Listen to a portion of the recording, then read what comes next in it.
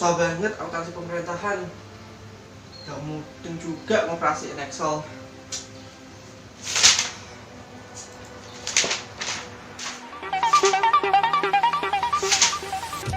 Wah, betul.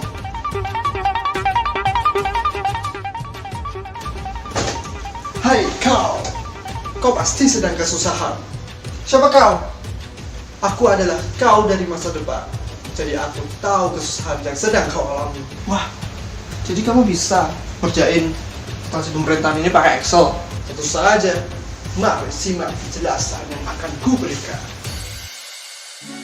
Ya, untuk memulai bagaimana cara mengoperasikan Excel dalam akuntansi pemerintahan, mari kita simak beberapa materi berikut ini. Oke, langsung saja yang pertama. Pengertian akuntansi pemerintah. Menurut Sugianto DKK, akuntansi pemerintah meliputi aktivitas pencatatan, pengklasifikasian, pengikhtisaran, pelaporan transaksi-transaksi keuangan pemerintah sebagai suatu kesatuan dari unit-unitnya, serta penafsiran atas hasil aktivitas ini. Tujuan akuntansi pemerintah daerah. Yang pertama, akuntabilitas. Mempertanggungjawabkan pengelolaan sumber daya serta pelaksanaan kebijakan yang dipercayakan kepada entitas pelaporan dalam mencapai tujuan yang telah ditetapkan secara periodik. Yang kedua, manajemen. Membantu para pengguna untuk mengevaluasi pelaksanaan kegiatan suatu entitas pelaporan dalam periode pelaporan sehingga memudahkan fungsi perencanaan, pengelolaan, dan pengendalian atas seluruh aset, kewajiban, dan ekuitas pemerintah untuk kepentingan masyarakat. Ketiga, transparansi, yaitu memberikan informasi keuangan yang terbuka dan jujur kepada masyarakat, dengan mempertimbangkan bahwa masyarakat memiliki hak untuk mengetahui secara terbuka dan menyeluruh atas pertanggungjawaban pemerintah. Yang keempat, keseimbangan antar generasi, membantu para pengguna dalam mengetahui kecukupan penerimaan pemerintah pada periode pelaporan untuk membiayai seluruh pengeluaran yang dialokasikan dan apakah yang akan datang diasumsikan akan ikut menanggung beban pengeluaran tersebut. 5. Evaluasi kinerja.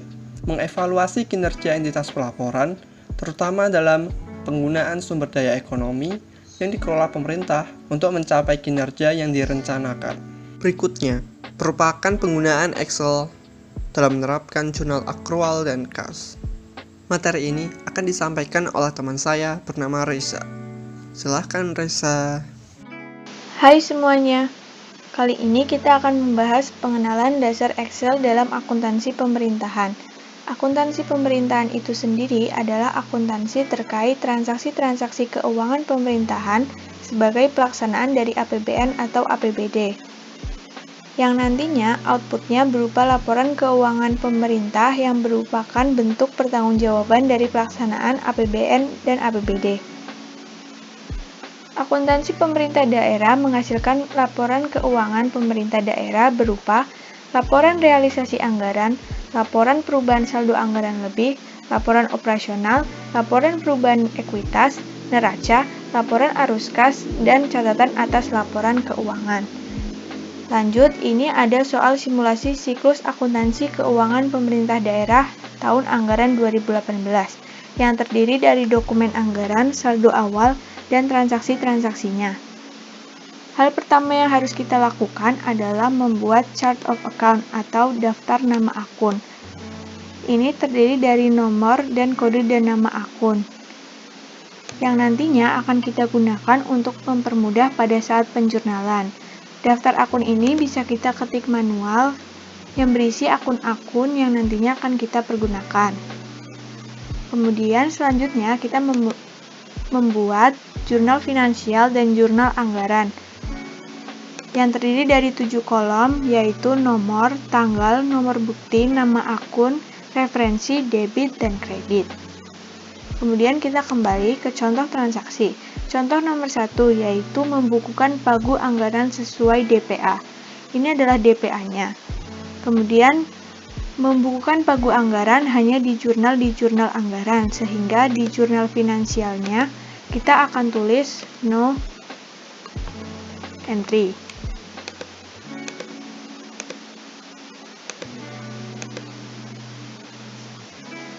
kemudian di jurnal anggarannya, kita dapat menggunakan chart of account yang tadi sudah kita buat dengan cara menggunakan data validation. Kemudian pada setting kita allow list dan source-nya kita ambil dari chart of account yang tadi kita sudah buat.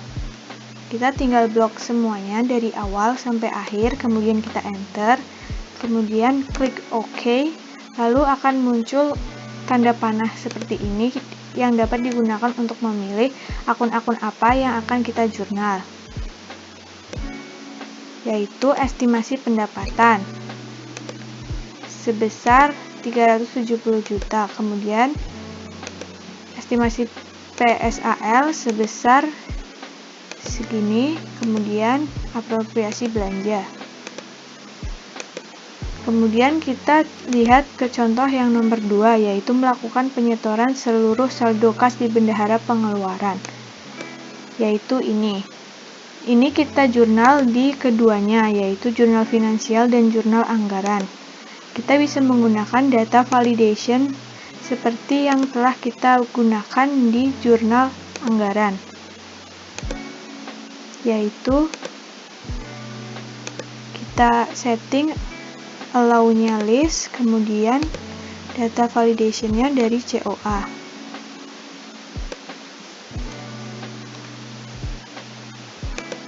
Yaitu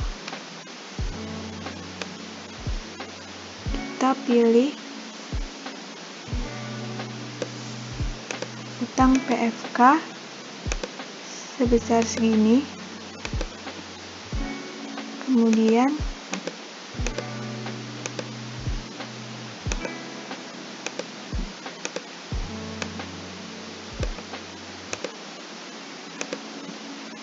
nah, seperti ini, tinggal kita rapikan.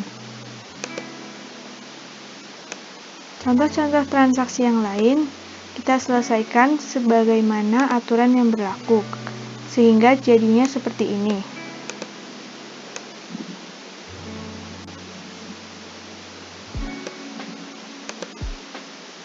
Jurnal anggarannya pun seperti ini.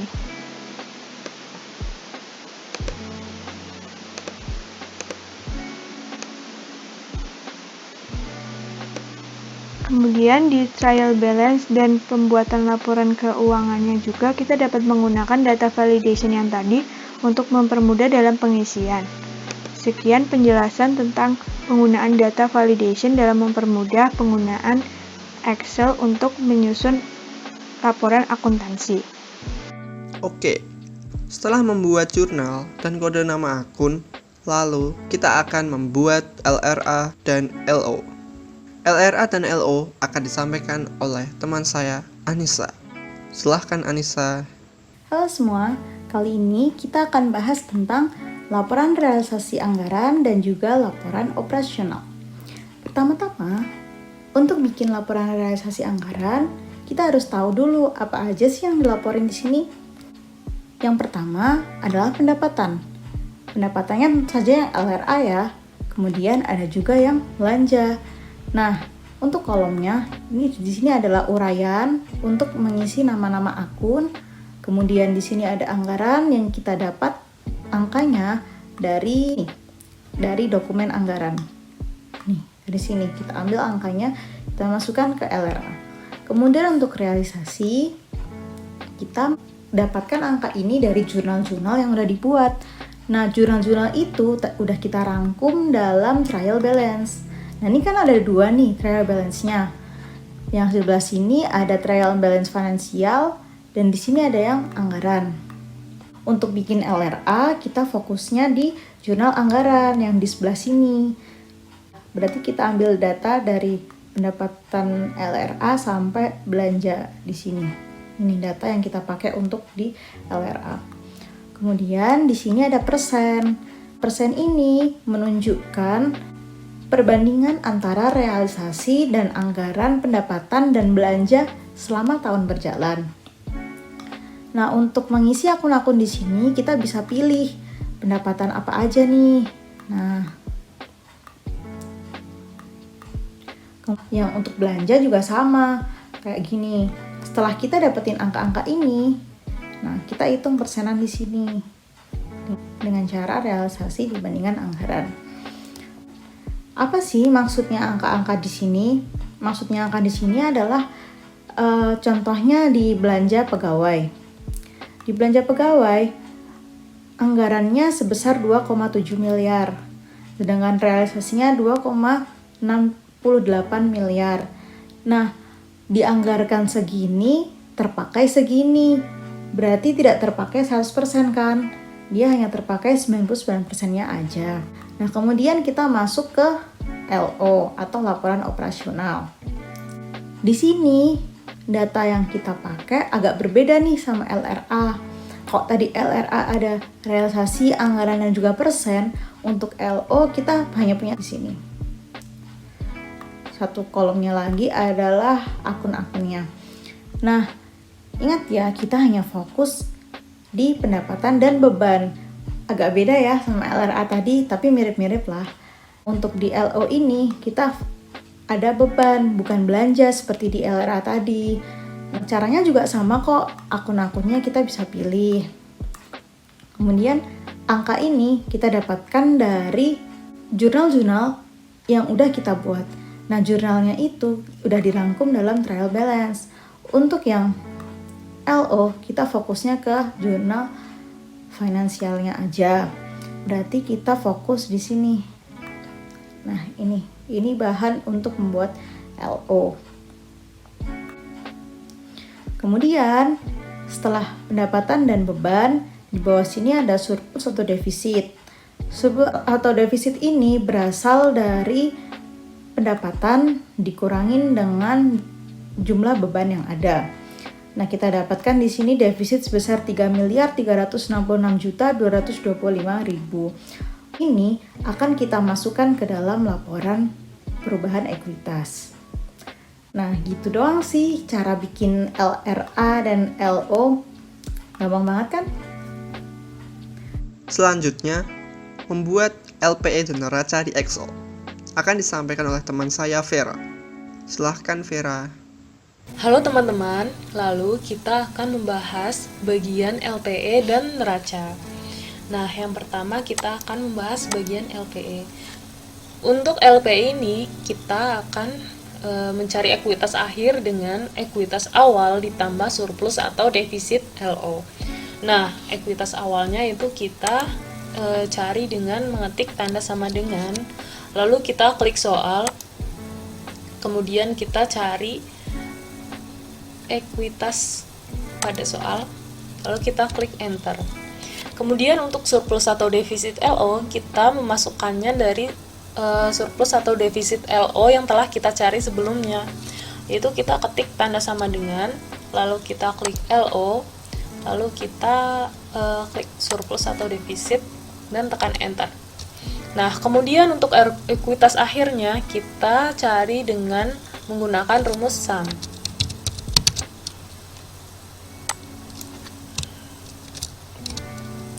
Nah, hasilnya yaitu 6.182.525.000 ekuitas akhirnya.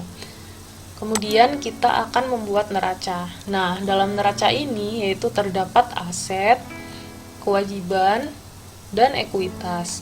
Nah, untuk asetnya ini terdapat aset lancar, yaitu kas di bendara pengeluaran, kas di bendara penerimaan, piutang retribusi, belanja dibayar di muka, dan persediaan. Kemudian kita jumlahkan. Lalu ada investasi jangka panjang, ada aset tetap, tanah, peralatan dan mesin, gedung dan bangunan, akumulasi penyusutan. Lalu kita jumlahkan pula. Kemudian ada aset lainnya. Lalu jumlah aset yaitu jumlah aset lancar ditambah investasi jangka panjang.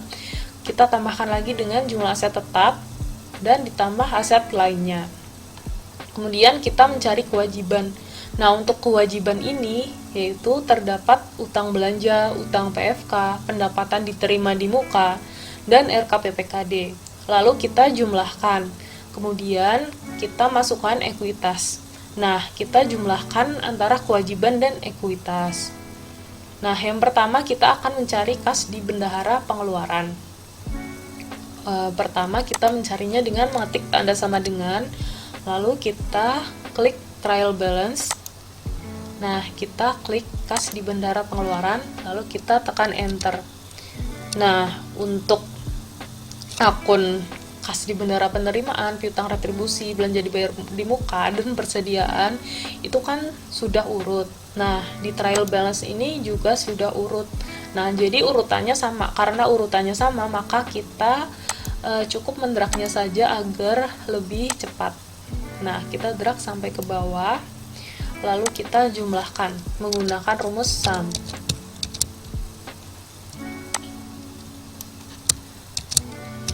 Nah, hasilnya 31.950.000. Kemudian untuk investasi jangka panjangnya 0.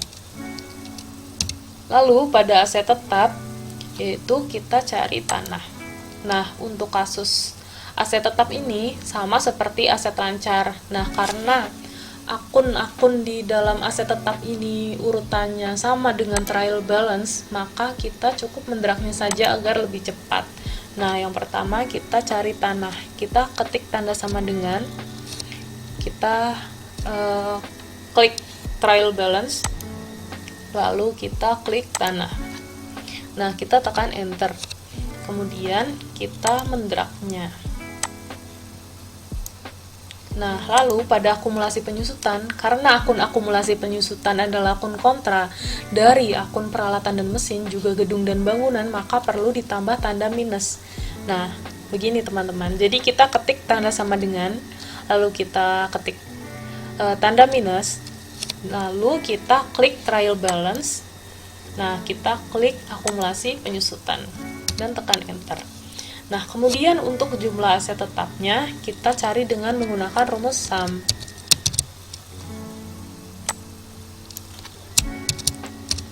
Kemudian hasilnya 9678875.000. Lalu kita cari aset lainnya dengan menggunakan tanda sama dengan, lalu kita klik trial balance, kita klik aset lainnya. Nah, tekan enter.